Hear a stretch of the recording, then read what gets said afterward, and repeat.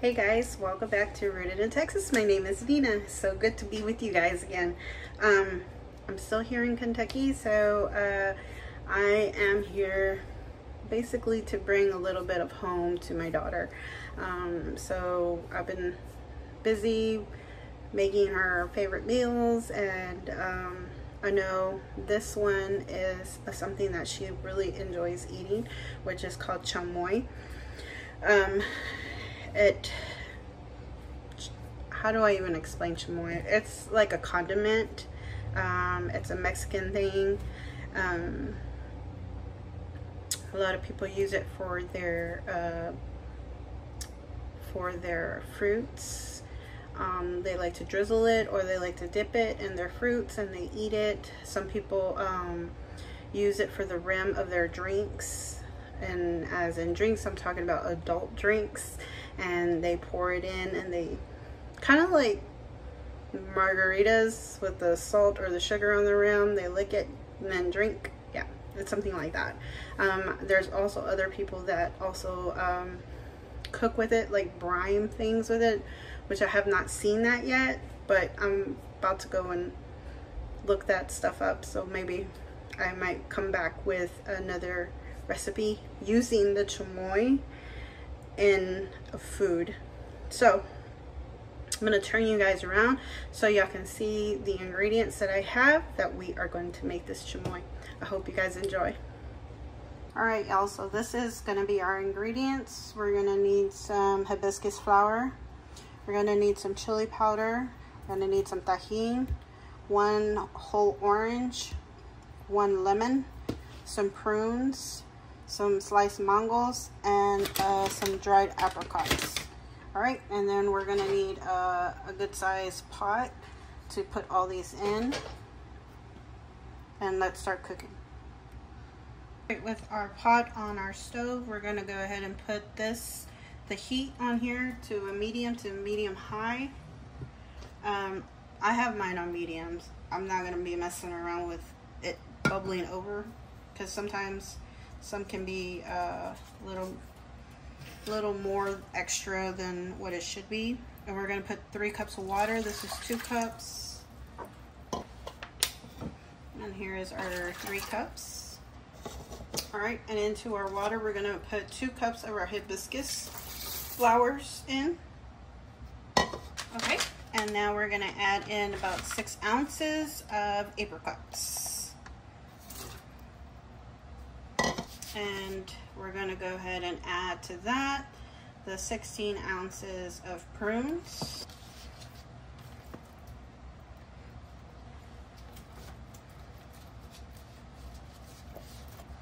Okay, so the mango slices, they're really big, but I'm going to go ahead and cut them into slithers just so that way they can cook a little easier. But this is about 3 ounces, which I'm going to stick in there. Alright, so here's our chopped dried mango slices. We're also going to put in a 1/2 cup of tajin, this stuff here.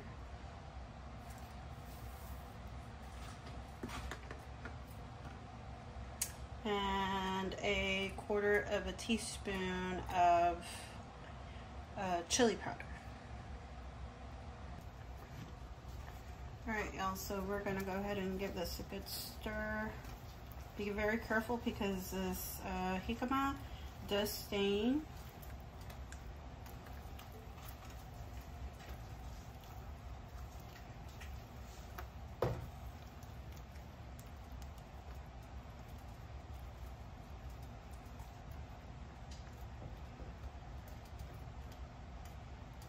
So be very, very careful with that. I did forget to add something to the ingredient list. You're going to need a 1/2 cup of sugar,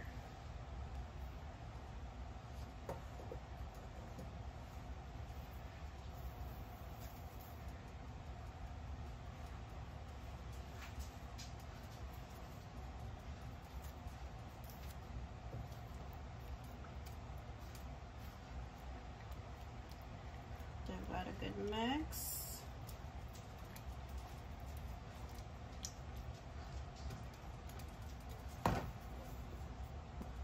Okay guys, so what we're gonna do now is we're gonna go ahead and bring it to a boil and allow for everything to get nice and soft.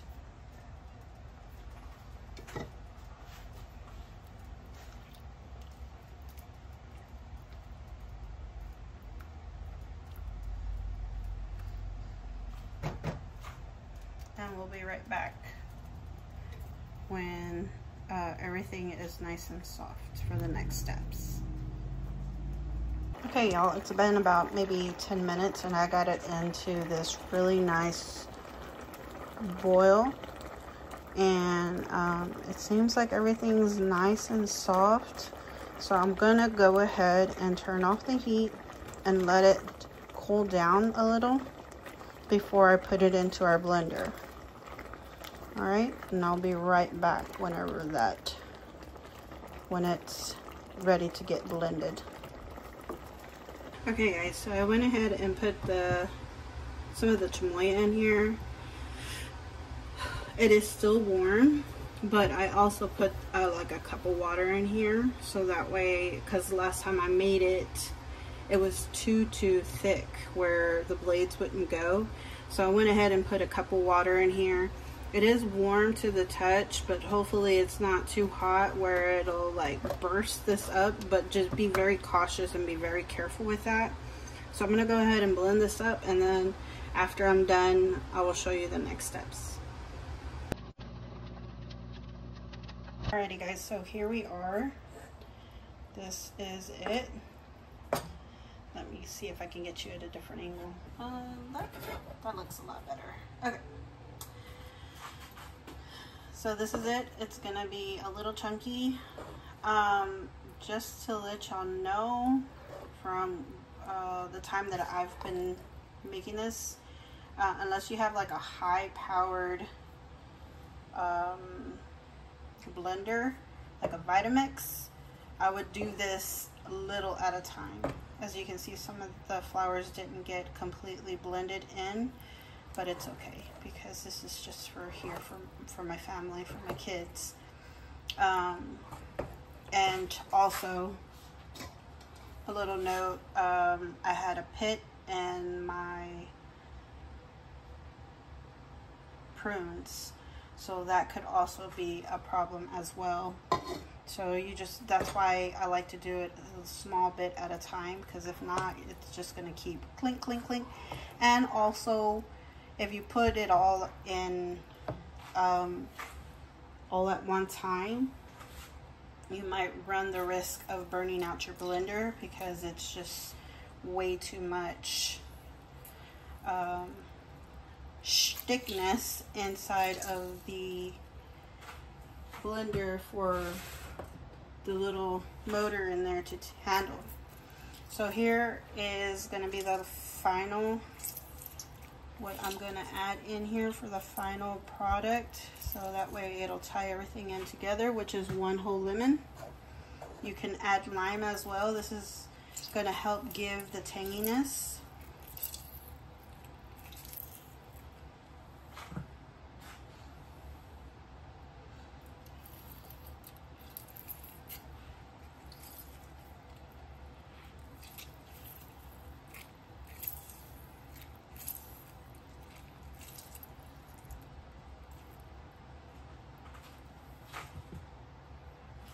Here we're going to add our orange, the juice of an orange.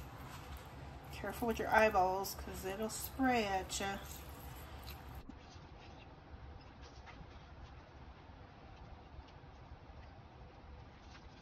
Try to get it all out.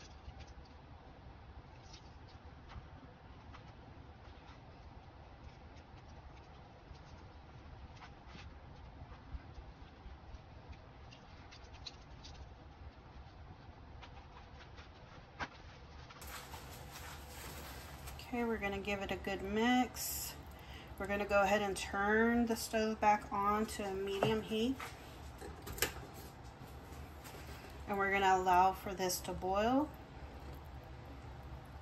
Once it boils, you can go ahead and turn it off, or however thick of a consistency you want to have it. And then from there, you can have your taste test, so that way you can figure out whether or not it needs more sugar, if it needs more lemon or lime to give it more of a tangy. It's more or less up to your preference, however you want to, however you like it.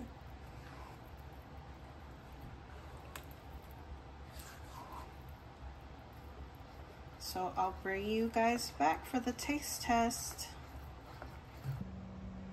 Okay, y'all, so we're gonna go ahead and prepare a apple for our taste tester, which is my daughter, and she's sitting on the she's sitting on the kitchen table. So what we're gonna do is just grab an apple. It can be a Granny Smith, it can be a golden apple. It doesn't matter what kind of apple, as long as it's an apple. Chop it up.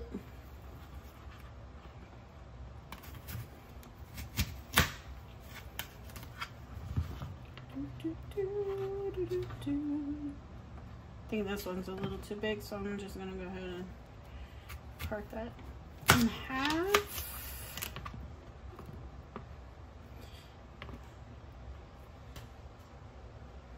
Madam, can I help you?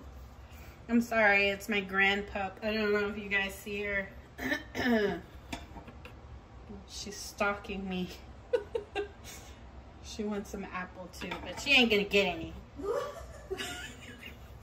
I'm a mean grandma. No, I'm not. Don't believe me. I'm very nice.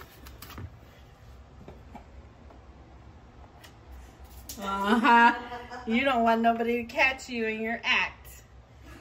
All right. She keeps popping up and down. All right, so we have our chamoy in this lovely Whataburger container. So what we're gonna do is we're just gonna grab some and we're gonna just kind of drizzle it. As it gets cold inside of your refrigerator, it will get thicker, and those are good for rim drinks. You can make it a lot more liquidy if you prefer it that way, but just know that you'll be taking away from the tanginess, and you will have to substitute. You're gonna have to substitute something to make the whatchamacallit, to balance out the flavor, because it will take the water it'll take out. Okay, so I'm gonna go ahead and sprinkle some tahini on top.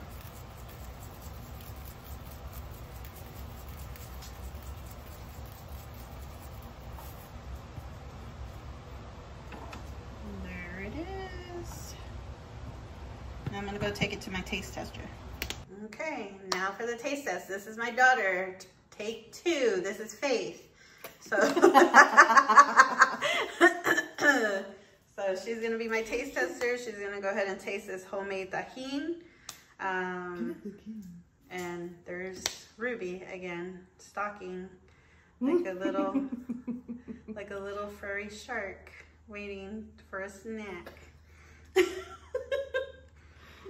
All right, Faith. So as Faith is gonna taste test this, I'm gonna go ahead and tell you, since it is homemade and there's no extra preservatives to preserve this chamoy,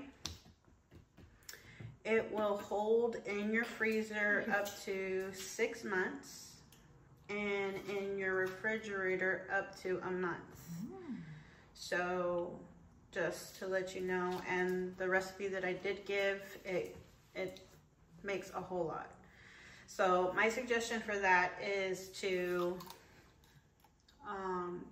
either put them in like smaller baggies for smaller quantities, so whenever you do feel like eating, you pull it out, let it defrost, put it into a container and eat, or put them into some other kind of airtight containers like Tupperware and all that. But yeah, All right, taste tester. So what do you think so far? It's really good, even with sour apples. But since chamoy is already so sour, I think any apple that is sweet would go really good with it. It'll balance it out, right? All right, guys. So we hope that you enjoyed, and you will enjoy making this, and you will enjoy eating this and sharing with your friends and family if they like something a little sweet, a little spicy, a little tangy. This is the thing. Kids go crazy for it because they love sour things. They love tangy. So, but here, not here in Kentucky, but mostly in Texas, San Antonio, Mexico, you know, those southern states really enjoy eating this with just about everything. All right, guys, if y'all have any concerns or anything, just jot them down on the comments down below. Let me know what you think. If you would or would not try it. Don't forget to share this out with your family, whoever you think will enjoy it. And until next time, love, peace, and chicken grease. Love you guys. Bye. Bye.